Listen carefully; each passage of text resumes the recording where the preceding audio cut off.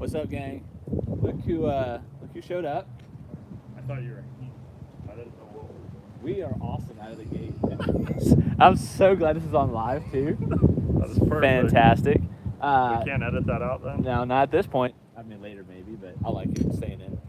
What we got here? Old Z-Rad holding the new Stealth might have a little bit of driver envy. I'm not gonna say he does, because he hits his driver way farther than me, but definitely It's pretty. liking it. It's pretty snazzy. Not bad, huh? You know, I have been TaylorMade for about a decade, maybe more. So this is the first, well, and the M3. You can have it when it's old new for me, and it can be, I get my new next year. So, all right, I'm gonna pass the camera to Zach. I'm gonna talk about my stuff. Go to work.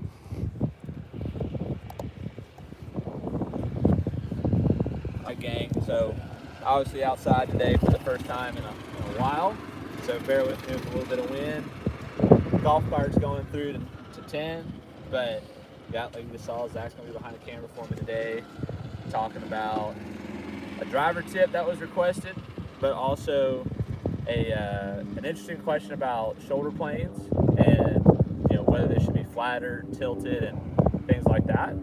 So hope you enjoy this one. Appreciate you guys keep sending the questions in. Make sure you like and comment with what you want to see and hear in the future. Don't mind the airplane that's flying over. This is part of being outside now. But let's cover the first things first. Everybody wants to know about drivers and how to hit it farther, maybe improve their attack angle and spin loft so the ball doesn't basically fly out to the moon and stop when it lands, right? So there's a metric we use in TrackMan. Spin loft is one of them. It's basically the loft of your club and your attack angle. And most of the times, right, and actually all the times, it's better to hit up on it with the driver than it does to hit down on it. Now, there's ends of the spectrum in both cases, like hitting up on it 5 has its detriments, and so does hitting down on it 5.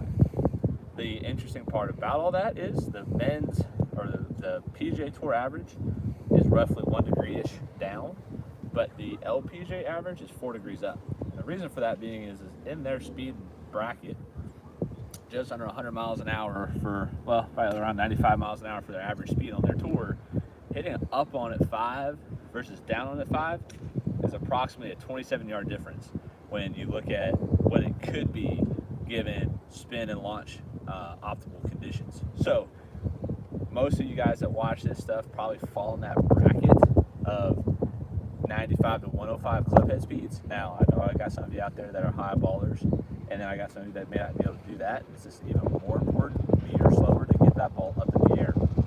So I'm going to give you a tip today. You might have already seen it on the gram or in the shorts. It's a very simple tip that I use pretty much every time I have a driver lesson with somebody that's hitting down on it really hard. So you take your head cover, right? And I got a new fancy head cover, so I really don't want to hit this today. But if you got an old raggedy head cover, probably better than my brand new one. You got to put it out in front of you, and when you put that head cover about a foot and a half out in front of your golf ball, the target's to try and launch your ball over the head cover. So I'm gonna have Zach scoot back so you show you what I'm doing with this bad boy.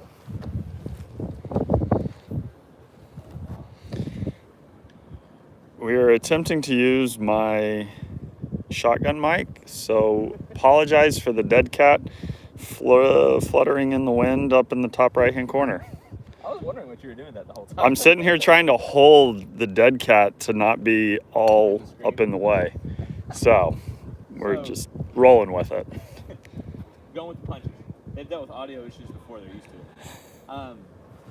So here you got the drill set up, right? So it's, a little bit more than the shoe out in front. I try to keep the big knotted part out of the way. The goal is not really to hit your head cover, but I've seen people do it. I watched a poor kid destroy his Darth Vader head cover, and I almost bought him a new one right there because I felt pretty bad about it. But I said almost. But the goal is to launch it over the head cover. If you come in at it driving, kind of leaning left, you're going to find that you'll pummel that thing, sometimes with your club head and sometimes with the ball, most of the times with the ball. But here's a little tip to help you get through this part of the drill. Your bottom of your swing is going to be wherever your nose is. So the more my nose is back behind the ball when I hit it, the more I'm going to start catching it on the uptick. the more my nose is out in front of it, the more I'm going to catch it on the downstrike, right? So when I get set to hit driver, the ball's up in front of our stance. We all know that one, right? But the tip that really helps is that while I'm trying to hit it, I'm keeping my nose kind of back towards where my right knee is as I finish the shot. And yeah, so here we go. Live driver outside for like the second time this season. Don't shank it. If I shank a driver, I quit.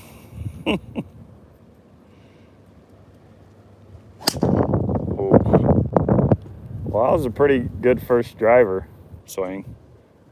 Sorry if anybody's playing 8. Might have just murdered you.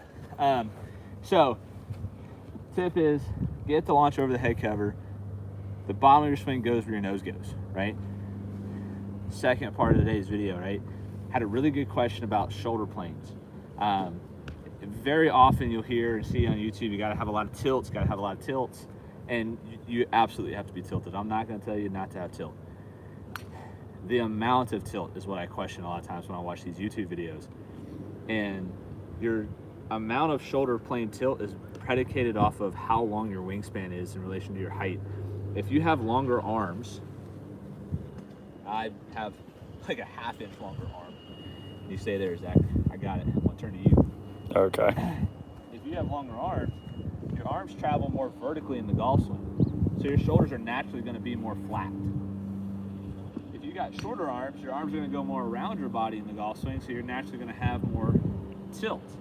So just because your shoulders turn flatter than your buddies isn't a problem, assuming you have that longer wingspan. If you have a shorter wingspan, you probably have lower back pain because you're trying to get the club to the ground at that point, and you got to do a lot of bending to get there. So the reason why it's not great to have a lot of tilt with longer arms is because if I'm supposed to be up here, and I got this extra length, and my arms are too far behind me, now I've created a lot of motion going away from the golf ball, and in order to stay in balance, I have to bend. And the problem is the club's too far away, I got too much tilt for the length of my arms, and I have to try and get the golf club out of the ground. And that's where you see a lot of people with the early extension problems, Healy problems, things of that nature. So if you're turning your shoulders flat, just make sure your arms are going vertical more and staying on the more vertical plane. Again, we're not saying tilting it over the top, we're just saying tilt the plane more up and down, right? So instead of being, it's not like I'm saying you gotta do one of those. It's the golf club travels up, golf club travels down, and creates a more fluid golf swing. It's gonna be a more armsy golf swing too.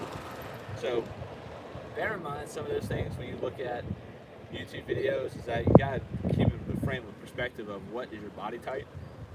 So just to recap it, long arms, swing more vertical arms with a flatter shoulder turn. Short arms do the opposite.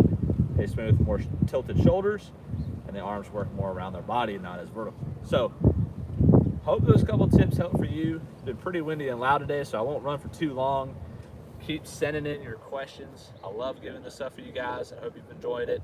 And we'll do this again on Thursday with another little segment for you guys with some more of the questions.